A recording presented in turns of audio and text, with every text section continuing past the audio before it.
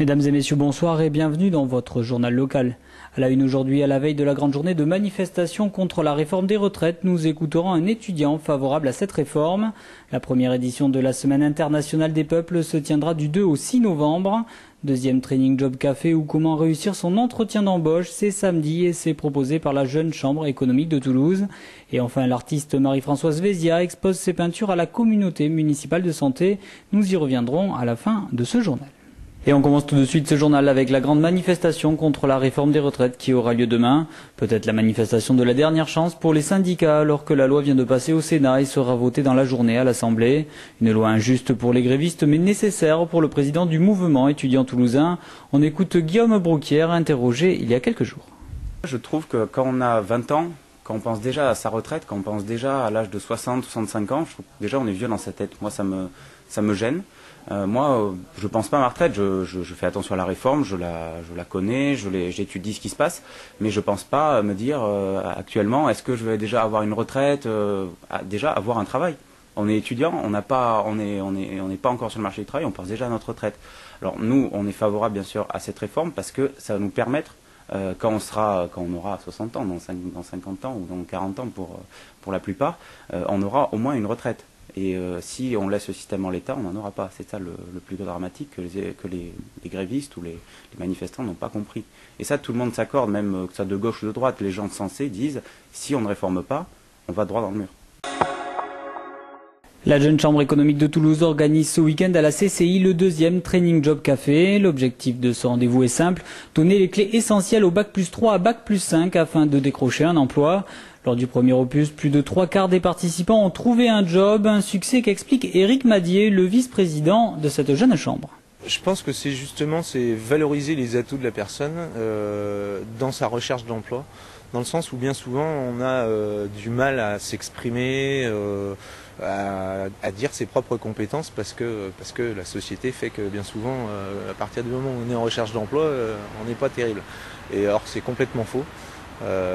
D'où cette journée qui cible vraiment tout ce qui est le rapport au talent de l'individu, qui ont besoin de s'exprimer, les talents en chacun de nous, hein, et notamment sur chaque poste, quel qu'il soit, quelle que soit la société dans laquelle on va travailler. On a besoin de mettre en valeur les talents qu'on possède tous, pour que la personne soit ciblée au mieux dans un poste qui lui convient parfaitement et qui du coup va faire avancer l'entreprise. En fait, c'est considérer qu'on est tous uniques et différents, et de par ce fait, on est tous complémentaires. Du 2 au 6 novembre prochain se tiendra à Toulouse la première édition de la Semaine internationale des peuples.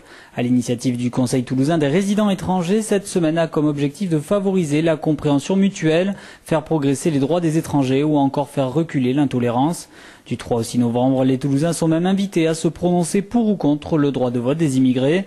Jean-Paul Maquingo, président du COTRE, revient sur le programme de cette semaine.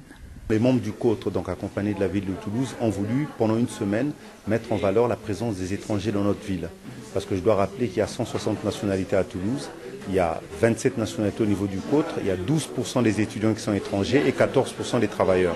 Donc on a voulu pendant une semaine parler d'économie, parler du droit des étrangers, parler de la diversité culturelle et parler de l'histoire à travers les indépendances. Parallèlement, ce qui est important, c'est de préciser qu'il y a des spectacles, par exemple sur le massacre des Italiens, qui reviendra un peu sur un massacre qui a eu lieu pendant la Révolution industrielle, quand les Italiens immigraient en France. C'est intéressant parce que ça montre aussi que finalement, les difficultés qu'ont certaines populations aujourd'hui, d'autres ont eu les mêmes difficultés, ont réussi à surmonter ces difficultés. C'est pour faire un peu un aller-retour sur l'histoire et faire un comparatif avec ce qui se passe de nos jours.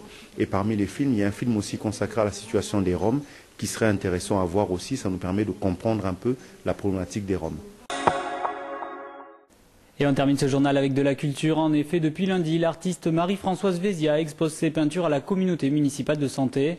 Une exposition un peu particulière puisqu'une partie des ventes des œuvres sera reversée aux petits frères des pauvres. Vincent Paillard, salarié de l'association, nous en dit un petit peu plus sur l'antenne de Toulouse, mais aussi sur la genèse de cette collaboration. À Toulouse, nous sommes implantés depuis 20 ans, mais l'association nationale, les Petits Frères des Pauvres, existe depuis 1946, donc depuis un petit moment. Voilà. Donc à Toulouse depuis 20 ans. Aujourd'hui, notre antenne toulousaine regroupe 250 bénévoles qui agissent régulièrement tout au long de l'année et on accompagne 350 personnes âgées. On a déjà exposé et fait un partenariat avec un artiste en 2004, il y a quelques années.